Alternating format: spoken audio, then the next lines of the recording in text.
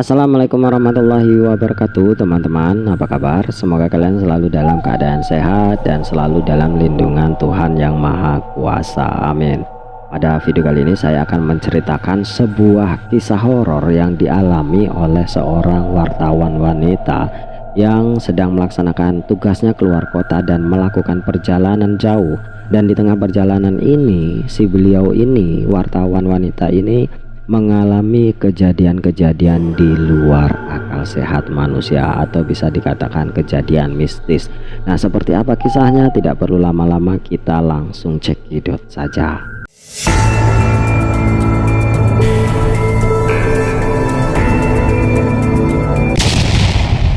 Susi adalah seorang wartawan perempuan yang memang sudah bekerja cukup lama di perusahaan jurnalistiknya ini. Susi berusia sekitar 30-an tahun, dia juga sudah memiliki suami. Pada hari itu Susi ditugaskan oleh kantornya untuk meliput kegiatan yang berada di luar kota atau di salah satu kota di luar provinsi dari kota Susi. Susi tentu sangat senang sekali ketika mendapat tugas seperti itu, karena jiwa jurnalistiknya ini sangat-sangat melekat erat di dalam diri Susi ini. Susi sebenarnya memiliki rekan satu timnya untuk berangkat, namun Susi ini terlebih dahulu menyelesaikan urusannya di rumahnya, sehingga Susi memutuskan untuk menyusul saja dengan menggunakan mobil pribadi, sedangkan si temannya ini sudah berangkat terlebih dahulu dengan menggunakan mobil kantor. Susi pun sebenarnya tidak diizinkan oleh suaminya untuk pergi sendiri. Suaminya ini menawarkan untuk menemani Susi mengantarkan sampai ke kota tujuan si Susi.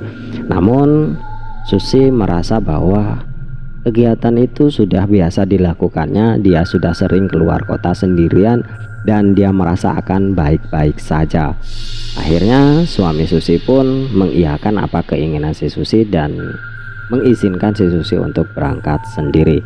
Nah, kota Susi dengan kota tujuan ini jaraknya lumayan cukup jauh, sekitar 500 hingga 700 km, dan biasa ditempuh dengan perjalanan mobil itu sekitar 8 hingga 12 jam. Dan lokasi jalannya ini dari kota Susi sampai ke kota tujuan ini melewati pegunungan. Kota tujuan ini berada di pesisir pantai dan kota Susi ini berada di tengah-tengah pulau. Akhirnya Susi pun berangkat karena sudah mendapatkan restu dari suaminya. Dia pun berangkat pukul 3 sore. Sebenarnya sebelum berangkat Susi sudah merasakan hal-hal yang aneh. Dia merasa jalanan itu lumayan cukup lengang, tidak seperti biasanya, lumayan cukup sepi.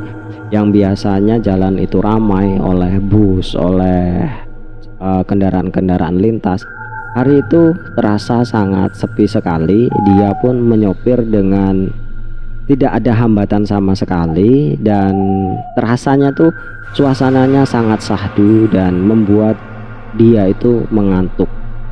Akhirnya dia pun karena merasa matanya sedikit berat, pada waktu itu sudah menunjukkan pukul 5 sore, dia pun memutuskan untuk berhenti sejenak di sebuah rumah makan. Jadi dia istirahat dulu, makan dulu, dan sampai beberapa saat dia istirahat. Dan setelah beberapa lama istirahat, dia pun memutuskan untuk berangkat. Dia pun menelepon temannya yang berada di perjalanan, mengatakan bahwa di atas gunung itu sedang ada badai atau ada longsor.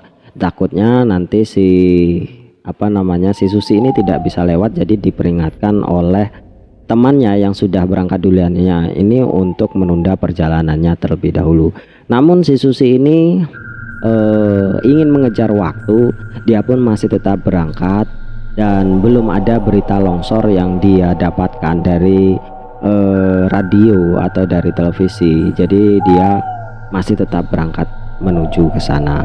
Dan berangkatlah Susi pukul 6 mulai menanjaki dari jalan pegunungan. Dan di suatu daerah di jalan yang lumayan cukup lurus, Susi melihat kota yang selama ini tidak pernah dilihatnya di daerah itu. Dilihatnya di kanan kirinya itu bangunan-bangunan yang cukup megah, dengan penduduk-penduduknya yang cukup ramai, dengan lampu-lampu yang memang sangat ramai sekali, sangat bagus sekali di sana. Susi pun melihat kanan kiri, sepertinya dia tidak pernah melewati daerah itu. Kotanya cukup ramai, cukup modern, dan cukup indah dipandangnya. "Saya berada di mana?" kata si Susi. Susi pun mulai menghentikan mobilnya. Dia pun melihat kanan kiri, namun masih tetap dilihatnya kota itu begitu tampak ramai orang-orang yang duduk di emperan-emperan. Dia lihatnya tampaknya sedang sangat bahagia. Susi pun terus melanjutkan perjalanannya kembali. Mungkin ini daerah baru, kata Susi, namun daerah ini begitu modern dan begitu ramai sekali. Apa mungkin dia tersesat? Itu yang ada dalam pikiran di Susi. Akhirnya Susi pun teringat dengan dirinya dan mulai membaca-baca doa. Dia takutnya dia disesatkan oleh makhluk-makhluk yang memang jahil terhadap dirinya. Si Susi terus membaca doa-doa yang dia bisa sambil terus melanjutkan perjalanan. Setelah beberapa saat Susi melanjutkan perjalanan, tidak dilihatnya lagi kota-kota yang tadi dilihatnya. Semuanya kembali menjadi hutan. Setelah melanjutkan perjalanan, Susi pun terus merangkak naik ke atas bukit menuju ke puncak. Setelah beberapa saat dia berjalan, dia melihat ada antrian di depan. Nah, di depan ini tampak mobil mengantri. Dia pun sama mengantri menunggu. Ada apa kejadian di depan itu sehingga membuat antrian itu cukup panjang. Dia pun akhirnya turun dan bertanya kepada mobil yang di depannya. Dia bertanya, "Ada apa, Pak? Kok kita ngantri?" Terus orang yang berada di depan itu menjawab, "Katanya ada longsor, Bu. Jadi kita harus antri." "Oh, begitu ya." Kemudian si Susi pun kembali ke mobilnya sambil menunggu. Kemudian dia menghidupkan musik yang ada di mobilnya dan menikmati musik sambil menunggu antrian itu. Sambil menikmati musik dan sambil menunggu hingga sesuatu bisa berjalan lagi, mobilnya bisa berjalan lagi, atau sesuatu bisa menguraikan dari kemacetannya itu, dia dikejutkan oleh suara klakson yang berada di belakang. Suara klakson itu begitu kencang dan beberapa kali dibunyikan, dan itu membuat si Susi ini terkejut. Dia kemudian membuka pintu dan menoleh ke belakang. Orang belakang itu bicara, "Woi, kenapa berhenti? Kami mau lewat. Ini kamu nih buat macet," katanya. Seperti itu kata yang belakang. Si Susi pun turun dan menjelaskan, "Di depan itu antri," kata si Susi kan. "Jadi di depan ada kejadian longsor," katanya. "Jadi kita harus antri." "Antri gimana?"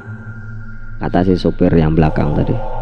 "Antri itu, mobil di depan itu antri semua," kata si Susi menjelaskan kepada sopir yang ada di belakang tadi. "Antri mana? Di depanmu itu tidak ada mobil," kata si sopir yang belakang tadi. Betapa terkejutnya si Susi dengan pernyataan sopir tadi. Katanya yang di depan itu tidak ada mobil. Dia pun langsung menoleh ke belakang, dan benar, di depannya itu tidak ada satupun mobil. Jadi mobil yang antri tadi itu tidak ada lagi di sana. Dia itu hanya berhenti di tengah jalan sendirian. Susi pun merasa terkejut dan aneh dengan apa yang terjadi di depan tadi. Sedangkan dia tadi benar-benar menyaksikan di depan itu banyak sekali mobil yang mengantri, dan dia pun sempat bertanya dengan mobil yang di depan, dan mobil depan tadi juga mengatakan bahwa di depannya itu ada kejadian longsor sehingga mobil-mobil itu harus mengantri dan tidak bisa lewat.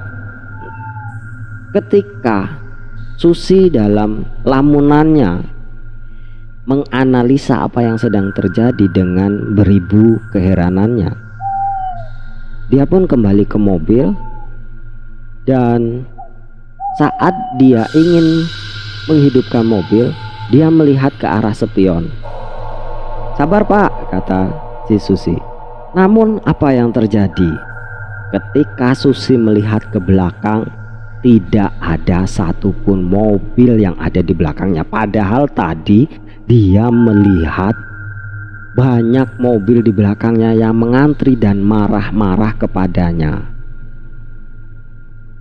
Susi bertambah heran dan bertambah aneh dengan apa yang dilihatnya. Dilihatnya sekelilingnya, depannya tidak ada mobil, belakangnya tidak ada mobil.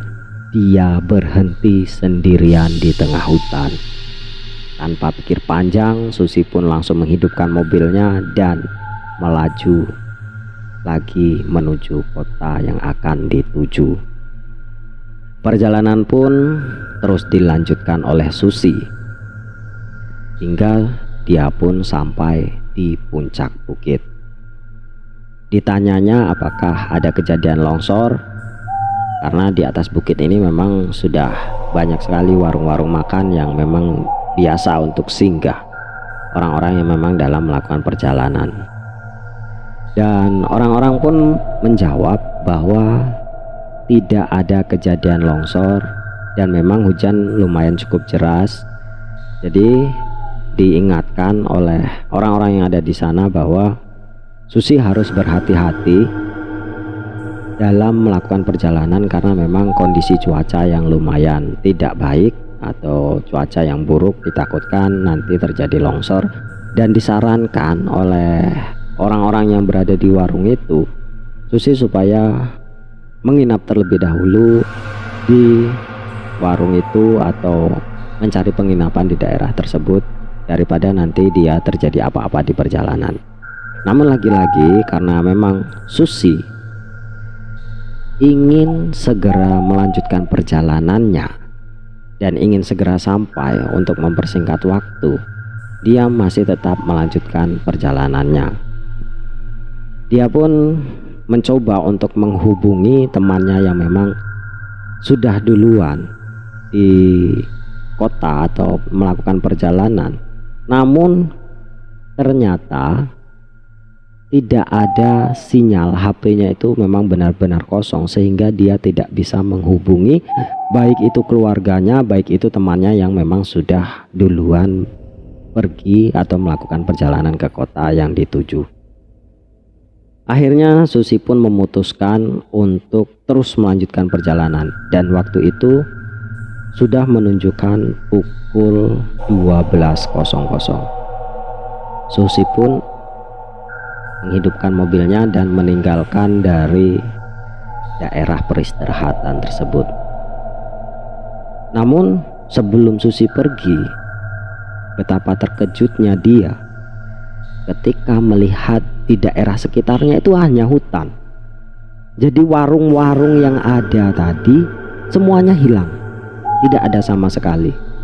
Orang yang tadi bicara dengan dianya itu tidak ada lagi, warung-warungnya tidak ada, penginapan-penginapan yang tadinya ramai, lampu-lampu itu tidak ada. Yang dilihatnya itu hanya hutan belantara. Dan Susi ingat bahwa memang daerah tersebut katanya memang banyak sekali dihuni oleh makhluk-makhluk yang memang sering mengganggu orang-orang yang melakukan perjalanan. Susi pun kemudian membaca doa-doa yang dia bisa. Akhirnya dia pun melanjutkan perjalanan. Saat melakukan perjalanan, kemudian Susi turun dan melihat ada sebuah bus yang melintang di jalan. Tampaknya bus ini mengalami kecelakaan atau mengalami crash. Banyak sekali dilihatnya korban-korban yang berjatuhan. Mobil ini terbalik dengan posisi rodanya itu di atas, jadi si Susi tidak bisa lewat. Dilihatnya di sana banyak sekali orang-orang yang jatuh dengan darah yang di mana-mana. Ada yang menangis, ada yang histeris, dan banyak yang sudah meninggal dunia. Susi pun menghentikan mobilnya. Dia melihat di belakang tidak ada mobil, dan dia pun mulai mengeluarkan kameranya untuk merekam, dan mungkin suatu saat bakal dijadikan laporan jurnalisnya. Dia pun mulai merekam dan menanyakan orang-orang di sekitar apa yang terjadi. Korban yang masih selamat pun menceritakan dan sambil menangis. Katanya bus yang dia tumpangi itu tidak bisa menanjak dan tergelincir kembali ke belakang hingga akhirnya terguling dan menumbur dinding bukit. Untung saja bis itu tidak jatuh ke jurang. Susi pun mencoba menolong semampunya dengan para korban. Orang-orang yang luka dipinggirkan, diangkatnya oleh Susi dengan susah payah, dipinggirkan dan menunggu mungkin ada kendaraan lain yang lewat di sana. Namun sampai beberapa jam Susi melakukan pertolongan dan tidak ada satupun kendaraan yang melintas di sana kecuali mobilnya si Susi. Susi sempat kebingungan mengapa tidak ada satupun kendaraan yang lewat di sana, sedangkan itu adalah jalan lintas provinsi di mana selalu banyak kendaraan yang lewat meskipun itu malam hari, atau bahkan malam hari itu biasanya lebih ramai daripada siang hari karena memang mobil-mobil lintas antar provinsi itu biasanya akan mengambil jalur di malam hari. Kemudian si Susi pun kembali ke mobilnya, menyimpan seluruh peralatannya, baik itu kamera dan lainnya. Kemudian dia pun ingin kembali ke tempat para korban. Namun betapa terkejutnya, orang-orang dan bus tadi sudah tidak ada di sana. Korban kecelakaan itu sudah tidak ada di sana. Si Susi merinding hebat. Ternyata tadi yang ditolongnya itu bukan benar-benar mobil yang kecelakaan. Susi pun merasa bahwa itu tadi juga rangkaian dari peristiwa-peristiwa yang selama ini dia alami di perjalanan. Susi pun kembali membaca doa dan menguatkan imannya dan meminta pertolongan kepada Tuhan Yang Maha Kuasa supaya dia segera dilepaskan dari gangguan-gangguan makhluk-makhluk halus itu. Susi pun berdoa sebisanya. Kemudian dia segera menghidupkan mobilnya dan kembali berjalan. Setelah perjalanannya pun dilakukan, Susi terus menuruni bukit dan menuju kota yang ditujunya. Tiba-tiba Susi dikejutkan oleh seorang nenek yang berdiri di tengah jalan. Susi pun menghentikan kendaraannya dan bertanya atau mengatakan supaya nenek itu jangan berdiri di tengah jalan karena dia mau lewat. "Maaf Nek, kenapa kamu berdiri di tengah jalan?" kata si Susi.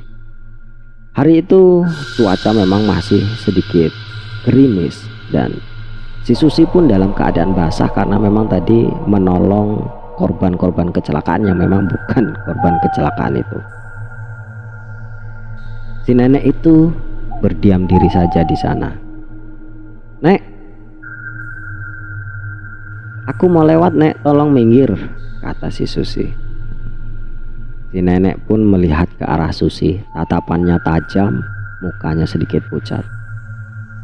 Susi sudah berpikir yang aneh-aneh, apakah ini masih dalam rangkaian kejadian-kejadian yang tadi.